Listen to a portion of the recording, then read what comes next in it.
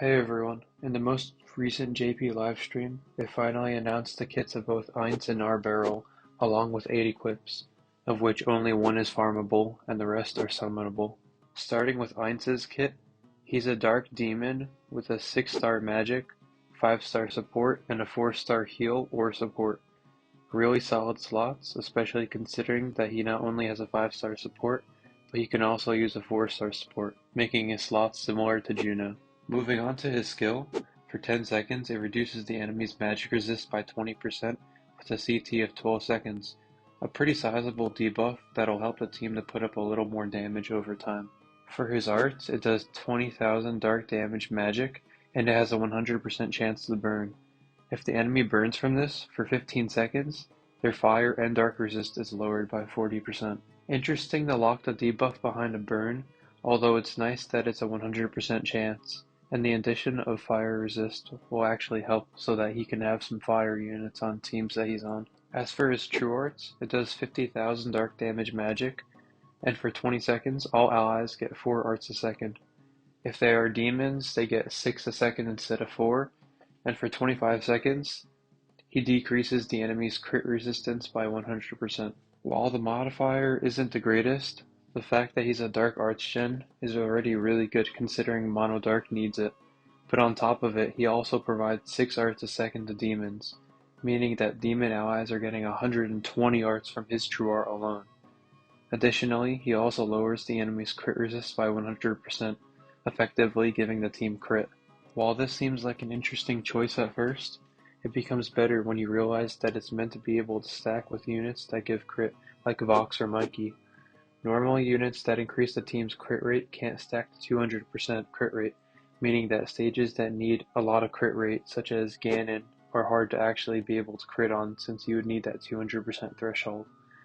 But since lowering crit resist is different from and stacks with crit rate, your team can easily get to that threshold. Aside from the fact that 200% crit is achievable, 100% crit for the team is still really good for an Archgener, considering it's quite rare and only reserved for a select few units, some of which include War God Fen, Christmas Melum, and Empress. For his super arts, it does 150,000 dark damage magic, and for 15 seconds, he increases all allies' crit damage by 100%, and dark allies get 200% crit damage instead. To be honest, for a super art, it's really kinda mediocre.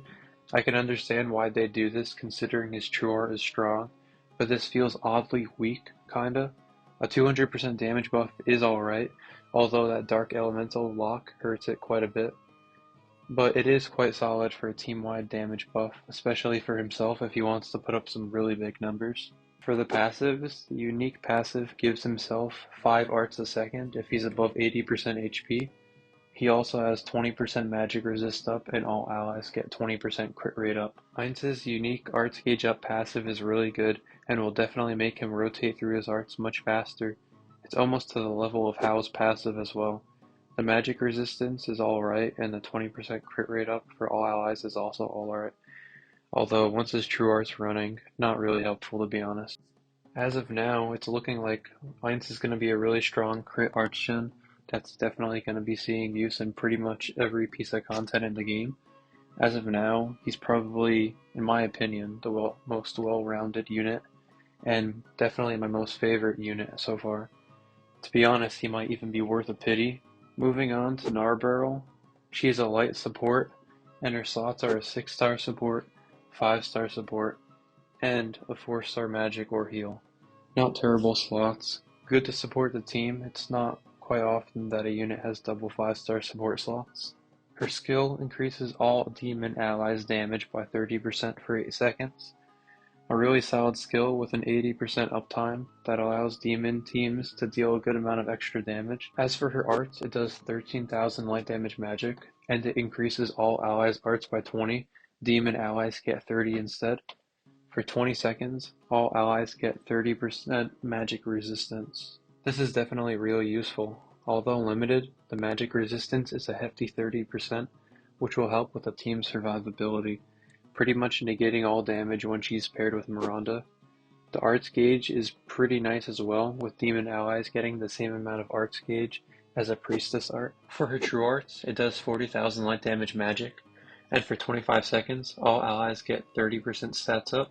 She also increases the leader unit's arts damage by 200% and damage resistance by 30%. Pretty alright for the stats up, which can sort of act as a pseudo heal.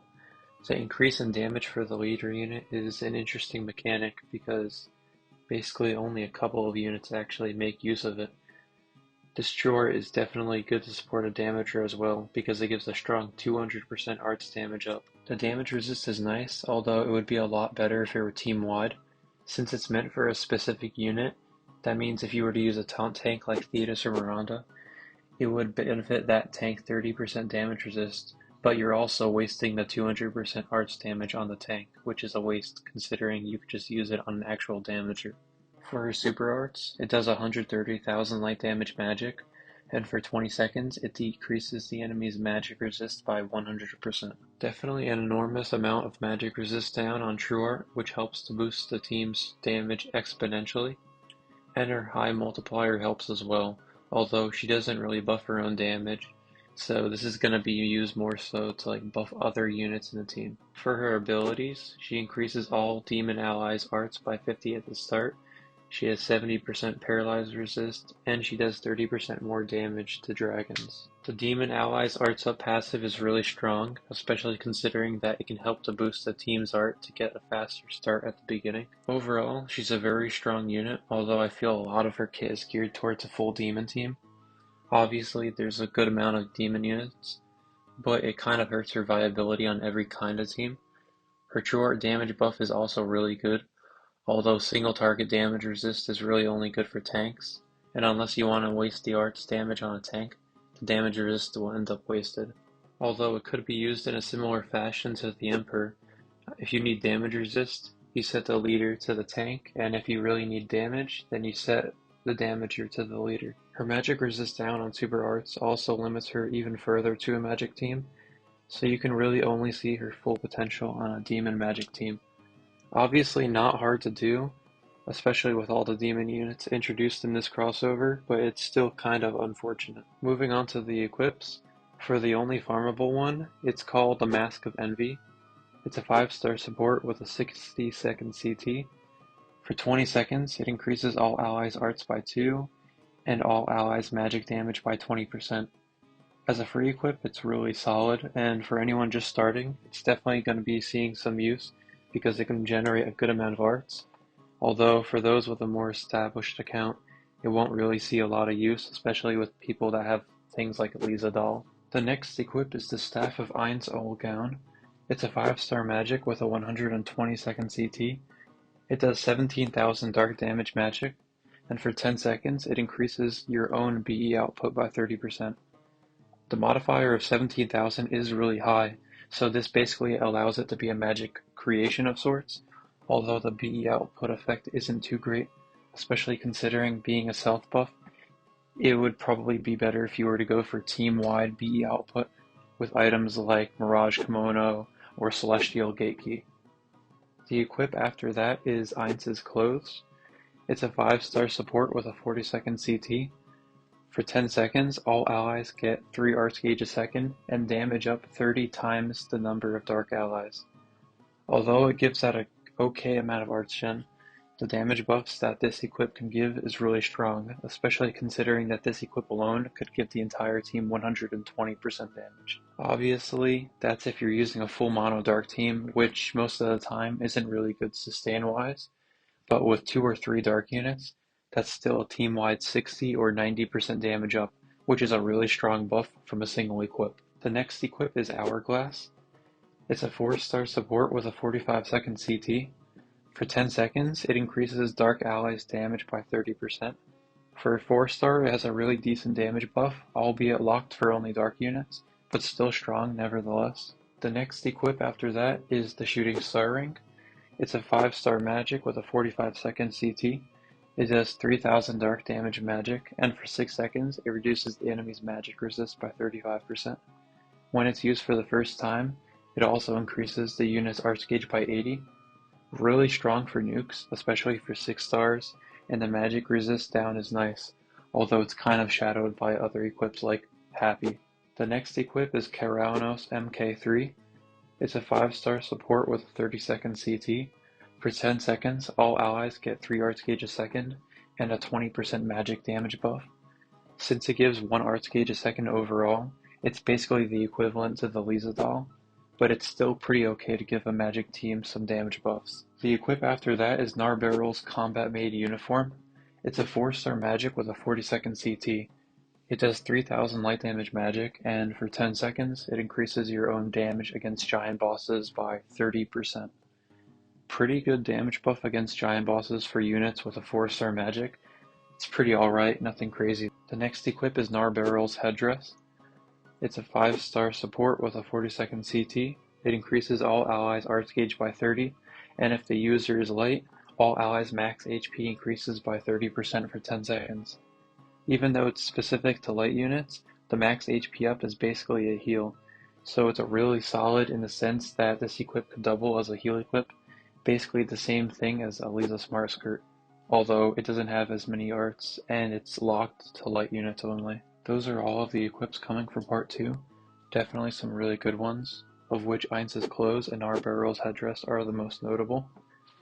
The main reasons being that the 120% damage from Ainz's Clothes is just too strong, and the heal from Narbarrel's Headdress is solid as well. As part of their update as well, JP is getting a new raid, with the boss being B3.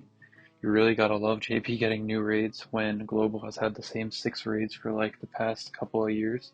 The equip from B3 is called Whip Miserable Pain. An interesting name for sure. It's a 4-star physical that, for 8 seconds, it decreases the giant boss's damage resist by 15%. Really good for nukes or even sustained battles, since it can stack with other damage resist down equips due to the giant boss condition. In the all-star summons, they're also including stronger new units like War God Fen, Emperor, and Kirisame. It at least looks like these ones are actually worth doing, unlike the ones we have in Global. Another important reminder as well, in part 1 of the crossover, both Albedo and Sheltier had a 2.4% chance to appear from my hyper rare, but in part 2, these rates were increased all the way up to 4.2%, nearly doubling the chances to get them. It's good to hear they took these steps to please their players. The global dev team should actually take notes and do things like this. Probably won't, but whatever. That's pretty much everything in part 2 of the crossover.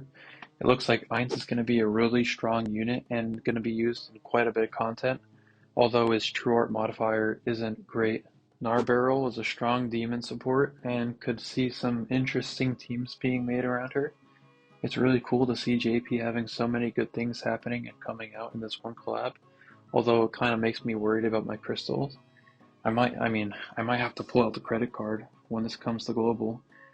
But anyways, thanks for watching and good luck to anyone summoning.